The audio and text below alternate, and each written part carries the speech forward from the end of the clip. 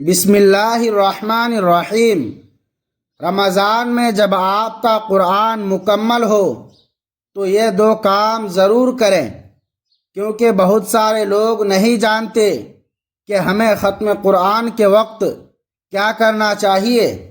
محترم ناظرین، رمضان المبارک وہ بابرکت مہینہ ہے جس میں دل قرآن کے ساتھ جڑ جاتے ہیں، زبان تلاوت سے تر رہتی ہے اور آنکھیں آیات الہی کے نور سے منور ہو جاتی ہیں۔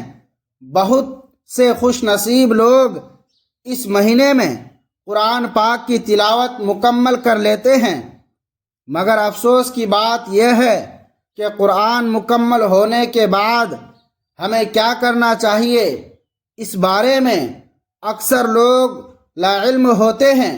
جب آپ قرآن پاک مکمل کر لیں تو صرف خوشی منانا یا کتاب بند کر دینا ہی کافی نہیں ہوتا، بلکہ شریعت نے اس موقع پر ہمیں ایک خاص رہنمائی دی ہے۔ ختم قرآن کے بعد دو ایسے اہم کام ہیں جو حدیث پاک سے ثابت ہیں۔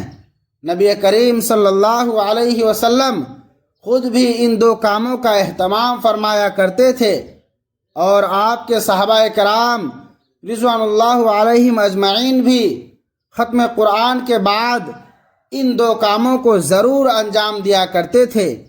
یہ دو کام نہ صرف ختم قرآن کو مکمل کرتے ہیں بلکہ اس تلاوت کو قبولیت کے دروازے تک پہنچانے کا ذریعہ بھی بنتے ہیں۔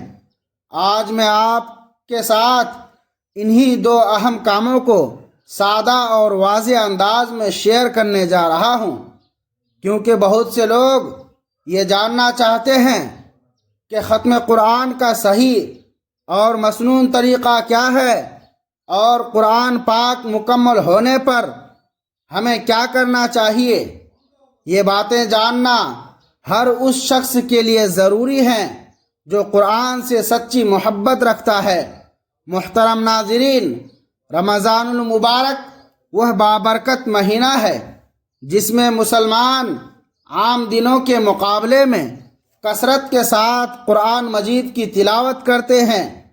اس کی بنیادی وجہ یہ ہے کہ قرآن پاک اور رمضان کا آپس میں ایک گہرا اور خاص تعلق ہے۔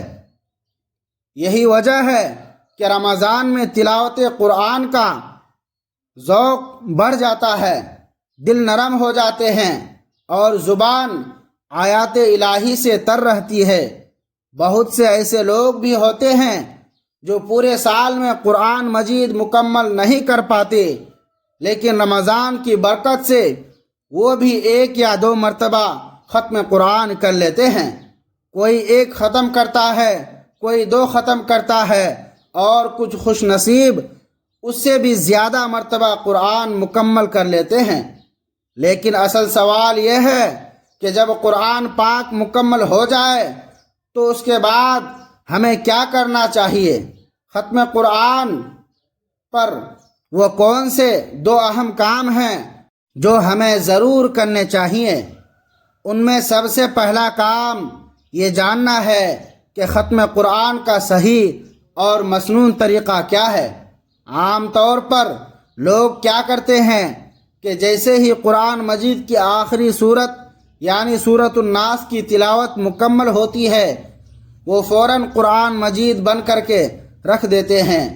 اکثر لوگوں کا یہی خیال ہوتا ہے کہ بس یہاں قرآن ختم ہو گیا، اب تلاوت مکمل ہو چکی ہے، حالانکہ یہ طریقہ ختم قرآن کا صحیح اور مسنون طریقہ نہیں ہے۔ اگر ہم یہ جاننا چاہتے ہیں کہ ختم قرآن کا درست طریقہ کیا ہے تو ہمیں رسول اللہ صلی اللہ علیہ وسلم کی سنت کی طرف رجوع کرنا ہوگا۔ نبی کریم صلی اللہ علیہ وسلم جس انداز سے قرآن پاک ختم فرمایا کرتے تھے وہی طریقہ ہمارے لیے اصل رہنمائی ہے۔ احادیث اور آثار سے یہ بات معلوم ہوتی ہے کہ آقا کریم علیہ الصلاۃ والسلام جب قرآن پاک ختم فرمایا کرتے تھے تو اسی پر رک نہیں جاتے تھے بلکہ فوراً دوبارہ قرآن کا آغاز فرما دیتے تھے، یعنی آپ صلی اللہ علیہ وسلم قرآن کے آخر کو اس کے آغاز کے ساتھ جوڑ دیتے تھے۔ اسی حوالے سے ایک اور روایت میں آتا ہے کہ ایک شخص حضرت عبداللہ بن عباس رضی اللہ تعالی عنہما کی خدمت میں حاضر ہوا اور عرض کیا کہ میں قرآن مجید بہت تیزی کے ساتھ پڑھ لیتا ہوں اور ایک ہی رات میں پورا قرآن مکمل کر لیتا ہوں۔ اس پر حضرت ابن عباس رضی اللہ تعالی عنہما نے نہایت حکمت بھرا جواب دیا۔ آپ نے فرمایا کہ میرے نزدیک یہ زیادہ بہتر ہے کہ میں سورۃ البقرہ اور سورہ آل عمران کو ٹھہر ٹھہر کر غور و فکر کے ساتھ پڑھوں، بجائے اس کے کہ بہت تیزی سے پورا قرآن ختم کر دوں۔ اس واقعے سے یہ بات واضح ہوتی ہے کہ قرآن مجید کی تلاوت میں رفتار سے زیادہ اہمیت تدبر، ٹھہراؤ اور سمجھ بوجھ کو حاصل ہے۔ قرآن پاک کو جلدی جلدی پڑھنا، بغیر رکے، بغیر معنی پر غور کیے ختم قرآن کا مطلوبہ طریقہ نہیں، بلکہ قرآن مجید کی تلاوت سکون اور ادب اور دھیان کے ساتھ کرنی چاہیے تاکہ دل پر اس کا اثر ہو اور انسان کے عمل میں تبدیلی آئے۔ اسی گفتگو کے دوران حضرت ابن عباس رضی اللہ تعالی عنہما نے اس شخص کو ایک نہایت اہم بات کی طرف متوجہ فرمایا۔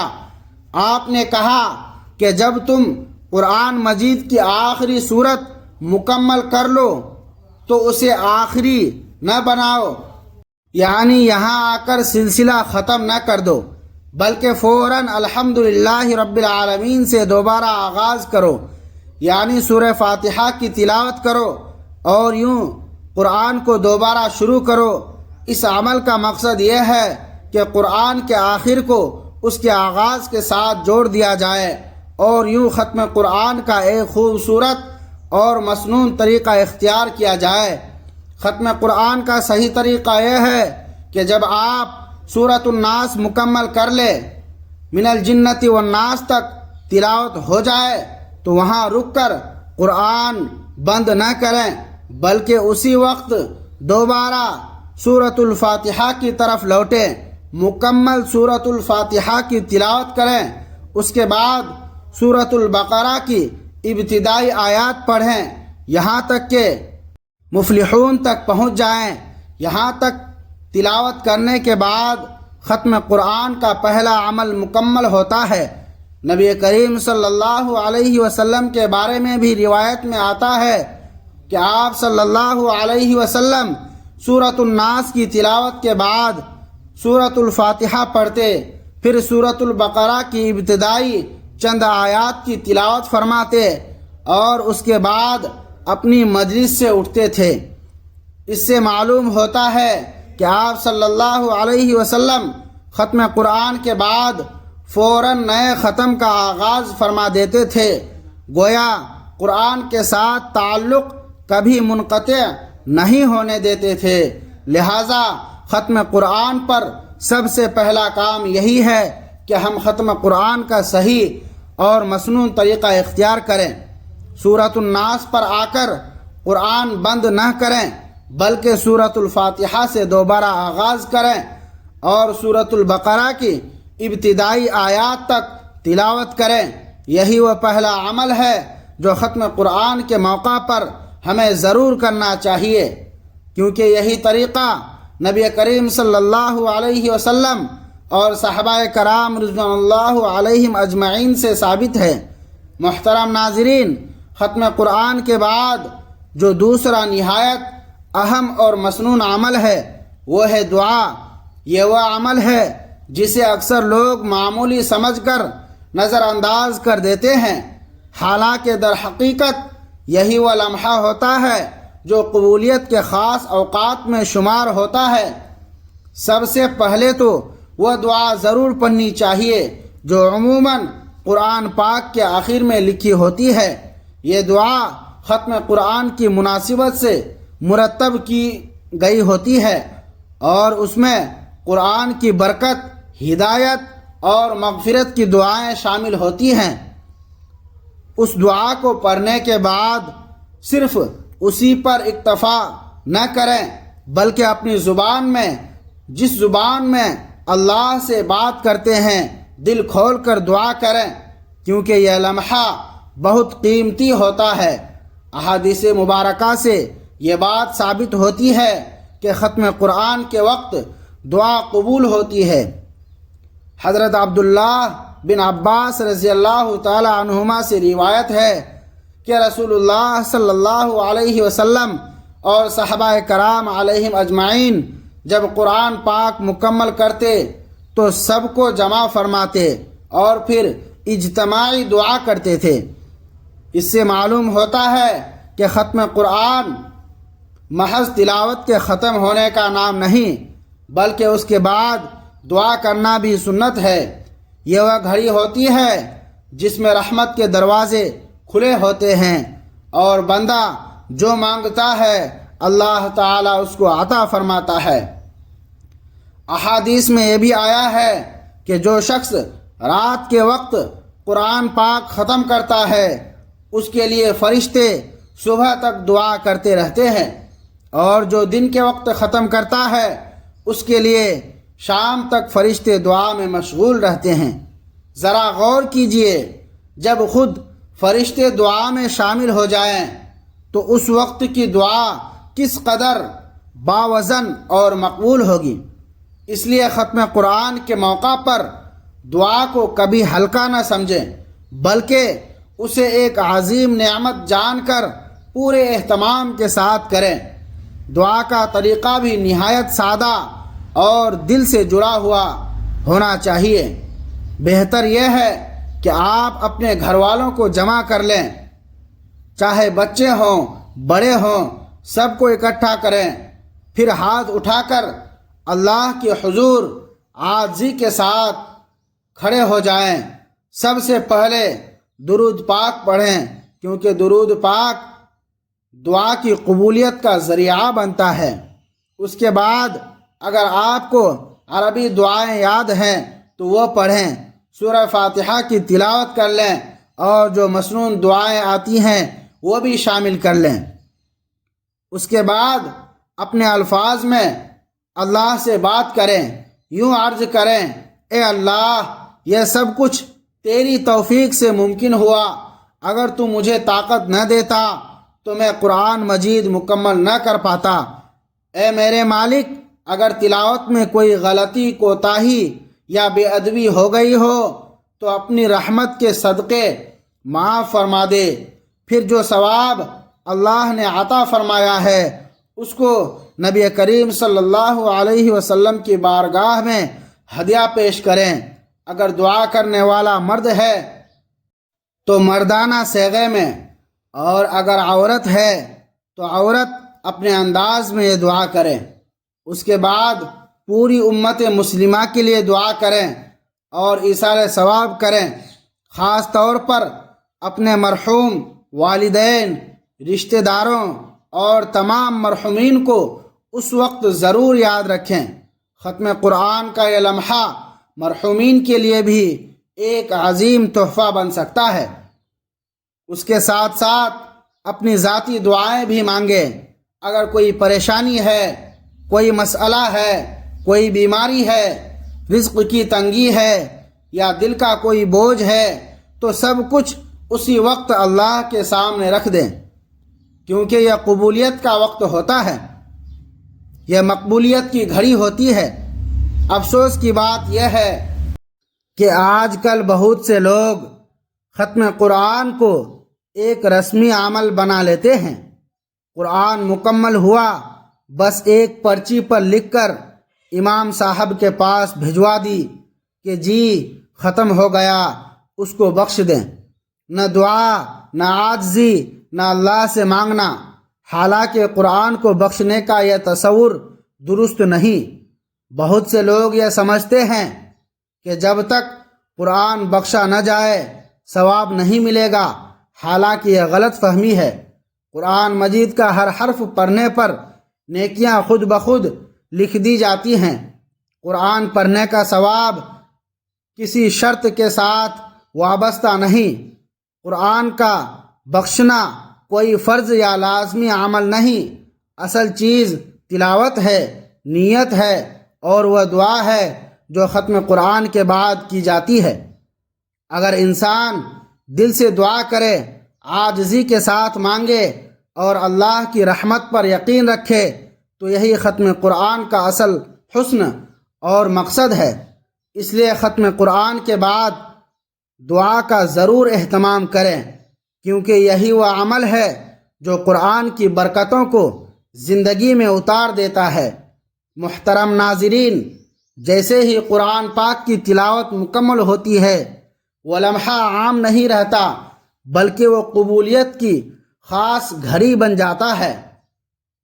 قرآن و حدیث سے یہ بات واضح ہوتی ہے کہ ختم قرآن کے وقت دعا کرنا نہایت اہم اور مسنون عمل ہے، مگر افسوس کہ بہت سے لوگ اس عظیم موقع سے غفلت برتتے ہیں اور دعا کا اہتمام نہیں کرتے، حالانکہ یہی وہ وقت ہوتا ہے جب دعائیں خاص طور پر قبول کی جاتی ہیں۔